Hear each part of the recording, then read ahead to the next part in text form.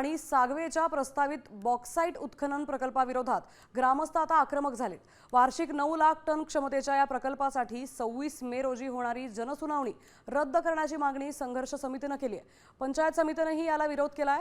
सुनावणी उधळण्याचा इशाराच आता ग्रामस्थांनी दिलाय। तर या पार्श्वभूमीवर आमचे प्रतिनिधी अमोल कलये यांनी थेट नाणारमधून आढावा घेतलाय। आपण पाहूया। पूर्णपणे विरोध झाला, तो संघर्ष पूर्ण जगाने पाहिला। आता पुन्हा एकदा एक प्रकल्प या ठिकाणी होऊ टिपलेला आहे आणि नेमका इथल्या बागायतदारांवरती नेमका काय परिणाम होईल? या बागायतदारांवरती परिणाम होईल भयानक।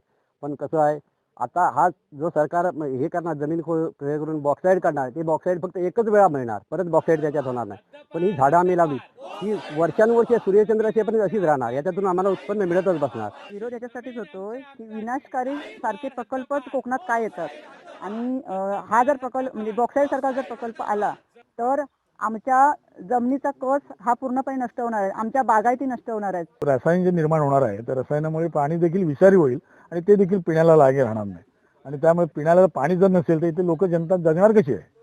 म्हणून जर पाण्याचा प्रश्न एवढा भयानक होणार असेल या प्रकल्पामुळे तर शासनाने त्याचा विचार करणं आवश्यक आहे। हे काही प्रकल्प किंवा उद्योगधंदे यायचे असतील तर ते पर्यावरणपूरक इथले बागायतदार मच्छीमार यांचा जो उद्योग व्यवसाय आहे हा टिकूनच इथे प्रकल्प यायला पाहिजे। अमोल कले, साम टीव्ही, रत्नागिरी।